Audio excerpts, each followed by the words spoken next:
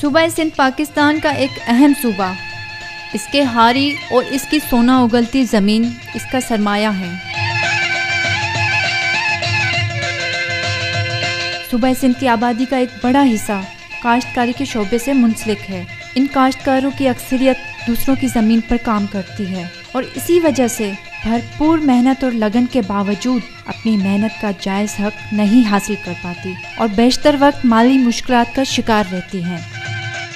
सिंध में गुर्बत के खात्मे के लिए हुकूमत ने हाल ही में एक प्रोग्राम शुरू किया था, बेज़मीन हारियों में सरकारी ज़मीन की मुफ्त तकसीम।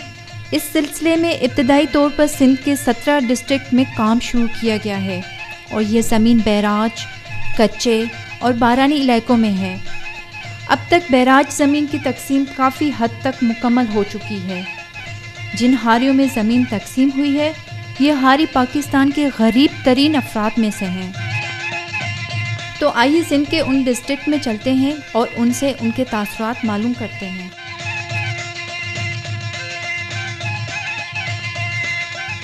अम्मा जी, ज़मीन मिलण खां पोइ तव्हां छा महसूस कयो? महसूस ये कयोसीं त हाणे हिन महिल असां ख़ुशि गुज़ार आहियूं। असांजा बचड़ा वीचारा ॿी मज़ूरी कंदा हुआ ॿियनि जे ॿननि जी, पोइ इहो कंदा हुआ, पोइ इहो हाणे जो मिली आहे ज़मीन अहिड़ी पंहिंजी त पंहिंजो असां ॾाढो शुक्रगुज़ार थिया आहियूं रब जा। ये असांजे घरवारी खे जेका ज़मीन मिली आहे, असांजे बचड़नि खे मिली आहे, असांखे मिली आहे, हीअ असांजी ज़िंदगी ठही आहे। गवर्नमेंट असां ते वॾी महिरबानी कई आहे, असां उन्हनि जा शुक्रगुज़ार आहियूं। असांजे बच्चनि जी ज़िंदगी बचाई अथनि। तमाम मिस्कीनी हाल आहे। जिनके लिए ज़िंदगी की बुनियादी ज़रूरियात की तकमील एक ख्वाब है, उनके लिए ये ज़मीन एक आस है। हर छोटे बड़े ख्वाब की बुनियाद है। फसल जी तव्हां कहिड़ी पोख कई आहे? फसल त सारियूं कंदा आहियूं। मतलब तव्हांखे जेका गवर्नमेंट जे तरफ़ां ज़मीन मिली आहे, तव्हां उहा मूंखे ॾेखारींदो? हा भाई, हल ॾेखारी।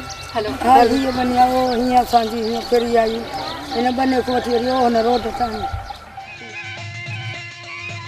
जिनके फूल से चेहरों पर वक्त की कठिनाइयाँ तहरीर होती जाती हैं और फिर ये फूल वक्त से कहीं पहले मुरझा जाते हैं।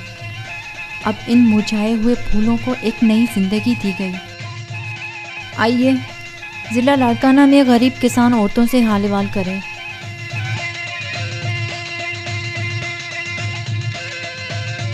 इहो गरीब हुआसीं, को हारी माण्हू हुआसीं, असां इहो बि न सोचियोसीं जो असांखे ज़मीन मिलंदो, पर अलाह जी महिरबानी आहे। अलाह बेनज़ीर खे जन्नत में जाइ ॾींदो त असांखे ज़मीन मिली वियो आहे। बचनि जो रोज़ी थियो आहे, आवीस वियासीं उतां मिली वियो आहे।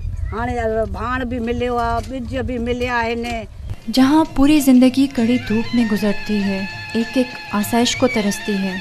अगर एक वक्त की रोटी मैसर आ जाए तो दूसरे वक्त की कुछ खबर नहीं होती, लेकिन ज़ुबान खुदा का शुक्र अदा करती रहती है। वालेकुम सलाम। सब खुश है। अच्छा, पहिरियां त तव्हां सभिनी खे मुबारक हुजे। तव्हांखे हुकूमत जे तरफ़ां बनी मिली वई आहे। तव्हांखे कीअं थो लॻे? असांखे ॾाढो सुठो थो लॻे। हा न, असांखे ग़रीबत आहे, असांखे एतिरी वसियत न थी सघी आहे जो असां वरी माना हुननि खे ठहिराए सघूं। मिली त आहे, अलाह जी महिरबानी आहे। न मां तव्हां छा कंदो? असां चवंदासीं ॿारड़ा धाड़ा पाणायूं तोहरायूं, माण्हू को रिज़क़ड़ो वठूं या इहो पर जो पेट में माण्हू खाए, हा न, सुठी रोज़ी थिए। इहा ई उमेद ग़रीब जी हूंदी। ॾाढो ख़ुशि थिए असां वैसे वठण लाइक़ न हुआसीं। हामी शुक्र आहे अलाह जो, अल्हम्दुलिल्लाह। जिन ॾिनियो आहे उन्हनि जा शुक्राना आहिनि असांजी मथां। असां उन्हनि खे दुआऊं था कयूं, अलाह साईं उन्हनि खे कामयाबु कंदो जिन असांखे रोज़गार ॾिनो आहे। असांखे सरसों वारा असां वटि आया, उन्हनि खे हुकूमत अन्न पाणी इहे भाण ॾिना आहिनि जिन असांखे वरी सही सलामत हिते पहुचाया आहिनि।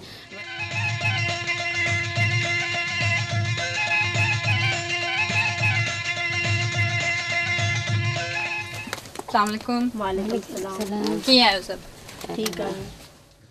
अॼु तव्हांजो नालो? अज़ीज़ा। बेरोज़गारी आहे। घर वारो त वेठो हूंदा, तव्हां कहिड़ी पोरियत कंदा आहियो? असां बस इहो रिली भरदा आहियूं, वर्त भरदा आहियूं, गघा भरदा आहियूं। बनी मिलण त ख़ुशि आहे? हा, अलाह जो थोरो आहे, इहो बि अहसान आहे। मुबारक हुजे तव्हांखे पंहिंजी बनी मिली आहे।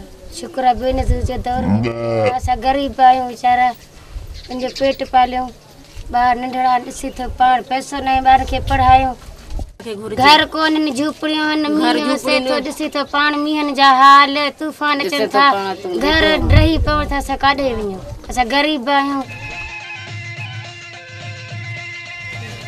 छा हाल दी चङो हाल खुश आहियो अलाह जी महिरबानी छा पई कयूं ट्रोपो थारियो बोरे गुज़र सफ़र कयूं था ट्रोपो थारियूं था गरीब आहियूं गरीब मिस्किन बड़ी रोज़गार कयूं था गरीब आहियूं काॾों कयूं पेट जो कयूं दुख सुख जो कयूं लटे जो कयूं काॾों आणियो हुजे त असां कयूं न हाणे शुकुर कयूं था अदी बेनज़ीर जे दौर में मिलियो आहे हाणे ज़मीना मिलियूं आहिनि ज़मीन आबाद आहे आबाद न आहे मूंखे 3 ॿार हा केतिरा पुट आहिनि पुट न आहिनि ॿ न्याणियूं शादी करियूं हिकिड़ी वेठी एतिरो न आहे त मां न्याणी खे ॾाज वेचारी खे ॾियां हीअ वेठी आहे। जहाँ तुलू होने वाला हर दिन भरपूर मुशक्क़त का तलबगार होता है और शाम इस दिन भर की जान तोड़ मेहनत के एवज सिर्फ चंद सिक्के लाती है जो इस गरीब के ख़ानदान का पेट भरने के लिए कतई नाकाफ़ी होता है, मगर अब उन्हें अपनी मेहनत का सिला ज़रूर मिलेगा। अब तक 42,875 एकड़ ज़मीन तकसीम की जा चुकी है, जिनमें 2,913 ख़वातीन और 1,263 मर्द शामिल हैं। अब तक 4,176 हारियों में ज़मीन तकसीम की जा चुकी है और उनमें से 70% ख़वातीन शामिल हैं। एक अंदाज़ा है इस तकसीम में तकरीबन 50,000 बेज़मीन हारी ख़ानदानों में ज़मीन तकसीम की जाएगी। बेज़मीन हारियों को ज़मीन की तकसीम के साथ साथ माशी इमदाद भी दी जा रही है। इस सिलसिले में हुकूमत सिंध ने 65 करोड़ की इमदाद मंजूर की है, जिसके तहत हर हारी को 14,000 फ़ी एकड़ के हिसाब से इमदाद दी जाएगी। इसके अलावा हारियों को फसलों के मुतालिक रहनुमाई और मशावरत मुहैया की जा रही है।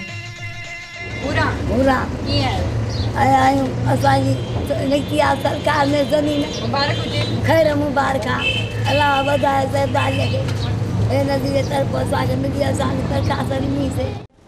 अदी अवां जो नालो? आदि उमेद आहे। छा कंदियूं आहियो? बस इहो ट्रोपो पोरियो कंदा आहियूं। मुबारक हुजे तव्हांखे बनी मिली वई आहे। कीअं थो लॻे? मुंहिंजो वॾो पुटु माज़ूर आहे, जॾो आहे, खट ते पियो आहे, मुड़ुसु मरी वियो आहे जंहिंखे 12 साल आहे, नंढड़ा बच्चा आहिनि। पोइ मड़े सफ़र गुज़र कंदा पिया आहियूं, ट्रोपो ॾींदा आहियूं, वेलो खाईंदा आहियूं, वेलो वेठा आहियूं, सभु ॻाल्हि जो महांग आहे।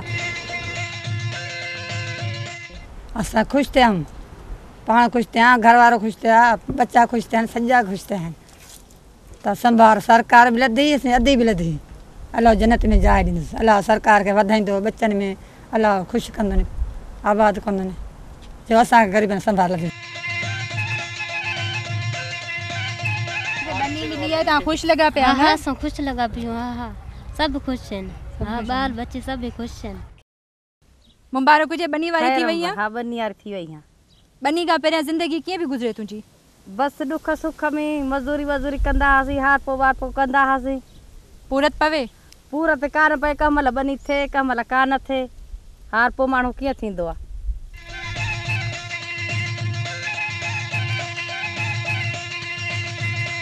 मुबारक हुजे अम्मा, हाणे त खैर मुबारक, खैर तोखे मुबारक, तोखे मुबारक, खैर मुबारक, खैर मुबारक। कीअं थो लॻे? भाण मिलियो, आबादी कई से, आबाद छा से, पोइ तव्हांखे मक्खण जहिड़ी शहीद रानी के दुआएं कंदासीं।